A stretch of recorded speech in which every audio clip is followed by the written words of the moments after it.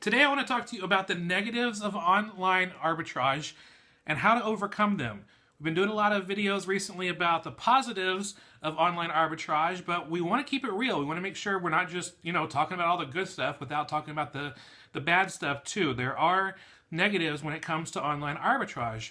But when you're smart about it and when you kind of know about the negatives going into it, you can make better decisions with online arbitrage to sometimes turn negatives into positives and sometimes to avoid the negative situations altogether. So I've got 5 ways to turn negative situations with online arbitrage and how to overcome them. So let's get in right now.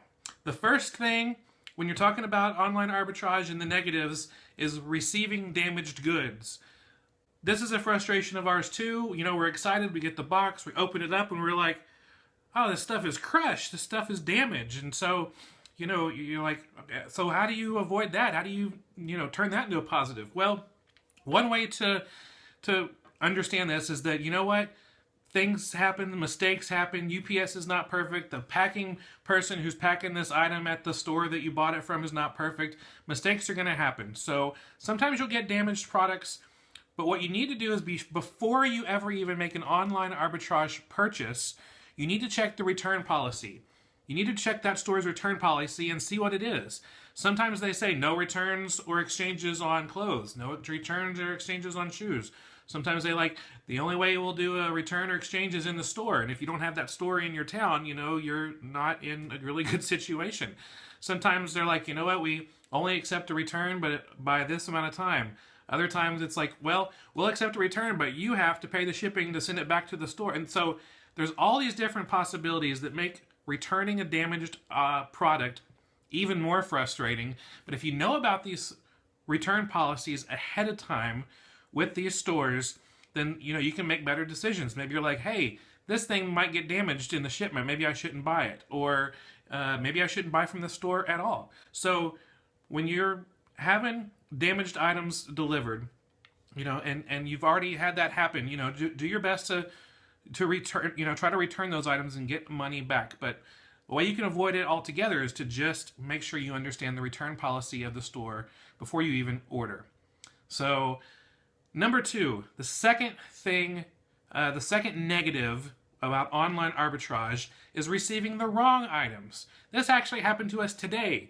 We ordered one type of board game from this store, and they sent us a different type of board game. I mean, there's like 2 different editions of the same board game. We ordered one edition, they sent us the other edition. The one we ordered is profitable, the one we didn't order is not profitable, and so it's really frustrating.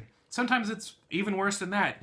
One time we ordered a baseball-related sporting good, and we got a hockey-related sporting good delivered instead. I don't know. The baseball-related sporting good was this big, and the hockey-related sporting good was this big. And so it's I don't know how they accidentally get it mixed up in the warehouse, but it happens. So when you receive the wrong item, again, you want to be sure that you look at the return policy to make sure that, you can get your money back, and you want to make sure you know the return policy before you even order it.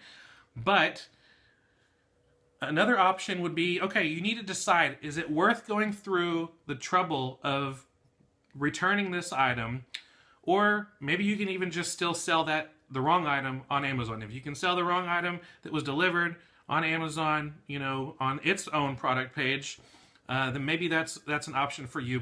But a lot of times it's just not worth it. The things that they send that are accidents are not profitable on Amazon, and so it's you know what, I need to return this and deal with that. I know some people who have business models where they do so much velocity, they do so much turnover that anything that's wrong or anything that's damaged, they just donate it all, just because they don't have time to deal with all of that. So if you have time to deal with it, deal with it. If you don't, donate it, and you can write it off. You can write those things off. All right, number 3. And based on that, if you do have something that's arrived as damaged, something that's arrived that's the wrong item, my wife has found that if you talk to the person online, talk to the person on the phone, and tell them how frustrated you are, a lot of times they'll give you a gift card, like a $5 gift card for your next purchase, or a 10% off coupon for your next purchase, or a coupon code for 20% off your next, they want you to be a happy customer. So Just by expressing your concern, your frustration, you might be able to get a percentage off or a dollar amount off on your next purchase or free shipping. And those are things that can go a long way if you spend a little bit of time to just express your frustration. So that's the first two things: getting damaged goods, getting the wrong goods.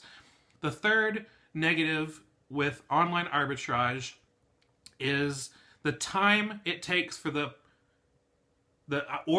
item you ordered to get to your house, and then you package it and process it and send it to Amazon and go live.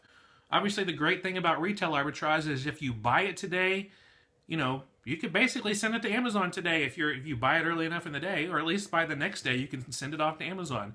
But with online arbitrage orders, there's that lag time. There's the time it's shipped to you, and then having to process it, then shipping it off to Amazon. And the frustration for a lot of people is they realize by the time I get the item, send it to Amazon, and it goes live, there's other people on there, there's more competition, the price has gone down, the price is tanked, and now I'm not going to make any money off of this. Might as well just lower my price, break even, or lose money and move on to something else. That's a negative that happens to some people. And the way you can overcome that is to make a better buying decision in the first place. By checking Camel sales rank data, the price graphs, to see what usually happens with this. A lot of times if you are finding stuff on sale at a certain online arbitrage, online retail store website, other people might be finding that thing too. So you want to be able to be sure that you look at Camel to be like, oh, this thing is consistently a good rank and it consistently sells at a good price. Rather just making the decision on if you're going to buy something based on today's sales rank and today's sales price. If you've been selling on Amazon for any length of time, you know that the prices on Amazon go up and down, up and down, up and down. The sales ranks on Amazon, up and down, up and down. They change all the time, all day long. So why are you making your sourcing decision based on the price of today and the sales rank of today? You need to look in the past, look in Camel history, so you can make a better decision. Because a lot of times, it's not the fact that the item had a long time to get to you and then a long time to get to Amazon. Sometimes you're just not making a smart sourcing decision. So use Camel, figure out how to make a better sourcing decisions, look into the past so you can predict the pricing and the sales rank of the future. That's what I love about Camel. All right, number 4. Online arbitrage is awesome, but sometimes there are too many lists to choose from, BOLO lists, product lists to choose from. There's too many extensions to download onto my laptop. I don't know which ones are the best ones. I don't know there's so many things about online arbitrage that are supposed to help me, but I don't know which ones are the best, which ones are the ones I should do. Well, we've got a few resources for that. If you go to fulltimefba.com/OA subs, we have a whole blog post we just posted recently about how to take advantage of online arbitrage subscriptions, how to know what's best, how to make the better decisions. And we have a blog post coming out tomorrow all about Chrome extensions and the ones that we use the most. And so those are just a few ways to help you. But, we love the Keeple extension, Camel extension. We love a bunch of other ones. We'll talk more about that in that blog post, so check it out. And the fifth thing that is a negative about online arbitrage that we've learned to deal with, that we've learned to overcome, is worrying about if the store is going to find out you're a reseller and they're going to stop selling to you, or they're not going to send you deals anymore, or they will cap your inventory. A lot of people, when they're dealing with online arbitrage, are like, I've heard of people getting kicked out of selling on Kohl's, or I've heard other stores that like send an email saying, hey, we've noticed you're buying these items for purposes of reselling online. We don't like that, so we're closing down your account. Well, that's something that, most of the time when people are buying or getting shut down and shut out of other stores, it's because they're buying massive amounts of quantities of stuff. Don't be buying a whole lot of items. I mean, just because there's a really good deal or a really good sale this week doesn't mean there's not going to be another really good deal or a really good sale next month. So, do it in spurts. Like we have different items that we purchase online, and like we might purchase 20 items a month of this one product, and we'll wait till the quantity in our inventory starts getting low, and then we'll order some more.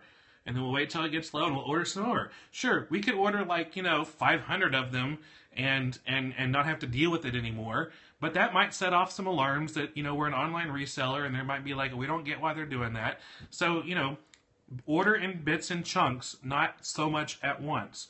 I know some people are worried, like, I'm thinking the store's going to know I'm an online reseller. I'm buying shoes in 15 different colors and 15 different sizes, and they're going to know they're not all for my feet.